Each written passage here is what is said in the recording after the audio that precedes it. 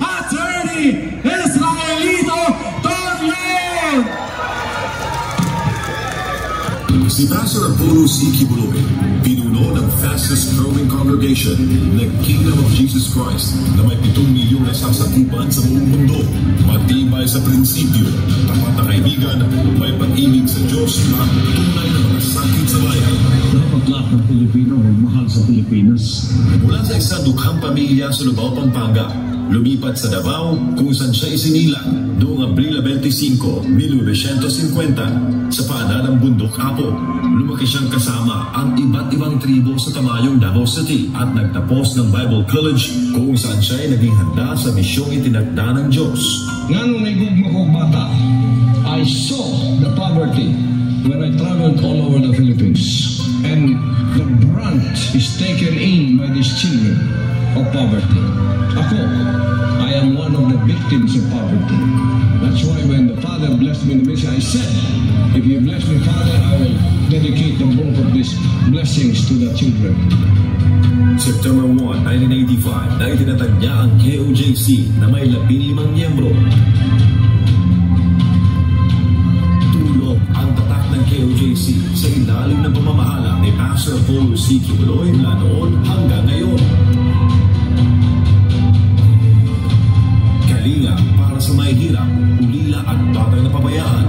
Inilalayo ang kabataan sa droga, rebelyon at maling landas. Libreng edukasyon at mas magandang kinabukasan para sa kabataang salat sa buhay. Pagtaguyod sa kapakanan ng mga kapatid nating katutubo. Pagsusulong ng advokasya sa kalikasan at malinis sa kapaligiran. Agarang aksyon at tulong para sa mga biktima ng kalamidad at sakuna. Pagtutok sa nation building upang labanan ang salot na droga, korupsyon at terorismo. Bakit siya tumatakbo bilang senador? Upang ipaglaban ang hustisya, katotohanan at kapakanan ng Pilipino. Bilang isang spiritual leader na biktima ng political harassment dahil sa kanyang paninindigan at pagiging malapit sa pamilya Duterte, nauunawaan niya ang pang-aapi at kawalan ng hustisya. Bakit mo siya kailangang iboto? Si Pastor Apollo C. Kibuloy, galit sa korupsyon. Ang Exhibit A niya ay ang KOJC, maunlad, disiplinado, parang first world country. Simple lang ang layunin niya, ayusin ang Pilipinas para sa bawat Pilipino. Mr. Zero Corruption, death penalty sa kurap. Tuloy ang laban sa droga at CPP-NPA-NDF. Tagapagtanggol ng inaapi, makakalikasan. Ngayong eleksyon, simulan nating ayusin ang Pilipinas. Pastor Apollo C. Kibuloy para sa Senado. PDP Laban, and most especially Pastor Apollo Kibuloy. Ng iligal at walang awang niluso ng libo-libong pwersa ng kapulisan ng Pilipinas.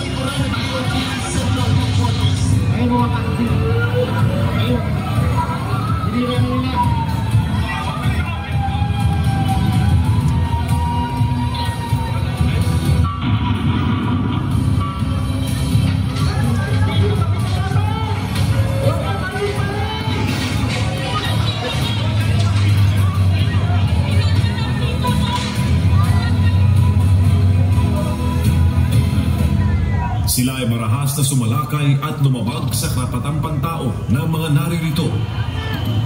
Sa loob ng 16 na araw, iligal nilang kinugkong ang compound ng KOJC gamit ang isang iligal na warrant.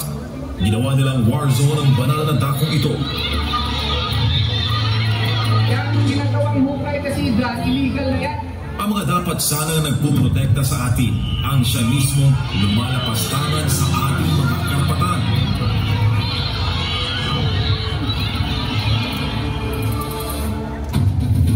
You go to any human rights advocate, there's nothing that we did, there's nothing that we do. Lahat ng pumasok na pulis, hindi armado. Walang baril, kahit isa. Hindi kami gumamit ng tear gas. Wala kami ginawa ganyan. So ano yung human rights violation? Hindi lang isang beses ginawa ito ng gobyerno ng Pilipinas, kundi paulit-ulit. Walang pakundangang niyuyurakan at hinahamak ang batas na naghihiwalay sa simbahan at estado. Para lamang pilitin si Pastor Apollo C. Kibuloy na yumuko sa kanila. Kaya yan ay pinag-isipan, pinag-aralan, talagang pinag-aralan. So ang importante, wala na sila. Tatlong buhay ang nagbuwis sa pagtatanggol ng karapatang pangrelihiyon at kalayaan na nagdulot ng matinding trauma sa libo-libo, bata man o matanda. Noong Setyembre 8, 2024, sumuko si Pastor Apollo C. Kibuloy sa isa upang itigil ang pang-aabuso sa mga miyembro ng KOJC sa Davao City. Ginawa nilang tropeyo si Pastor Apollo C. Kibuloy, isang simbolo ng kanila umanong tagumpay sa pang-aapi at isang babala sa sino mang lalaban sa kanila. Hinamak at inusig, hindi dahil sa isang krimen, kundi dahil sa kanyang paninindigang hindi kayang bilhin. Evangelist Apollo Kibuloy is presented to the media. Paulit-ulit na mga paratang na kasinungalingan. Gawa-gawa akusasyon, isang copy-paste na serye ng kaso dito sa Pilipinas at sa ibang bansa. Frozen assets. Pilit na pinatahimik ang Sunshine Media Network International. Hindi tumigil ang pag-uusig. Bakit? Dahil nilalabanan ni Pastor Apollo C. Kibuloy ang CPP-NPA-NDF, illegal na droga at korupsyon. Sa dami-dami ng inape, bakit ang taga-KOJC? Alam niyo kung bakit? Kasi hindi kayo bibigay sa pera. Ang pastor ninyo, hindi bumigay sa pera nung binibili ang SMNI.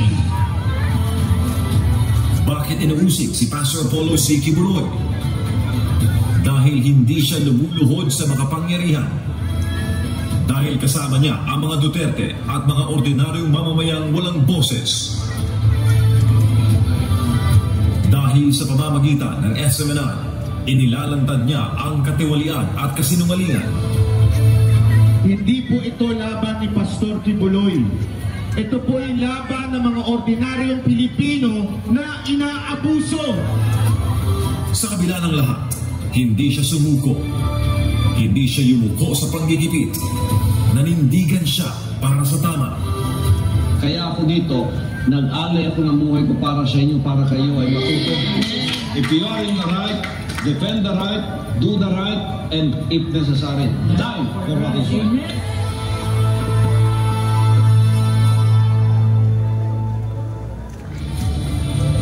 Ito ang mukha ng kawalang katarungan. Siya ang naging sagisag ng pampulitikang pag-uusig sa Pilipinas. How to be in... Alam niyo kung saan ito nakabagay kung Kibuloy na? Pastor Apollo Kibuloy. Kibuloy ba sa Pastor? Tulad ng mga naapi noon. Ngayon, siya ang larawan ng paglaban. At ang mga pinagtatangkaang patahimikin ay kasama niya sa paninindigan.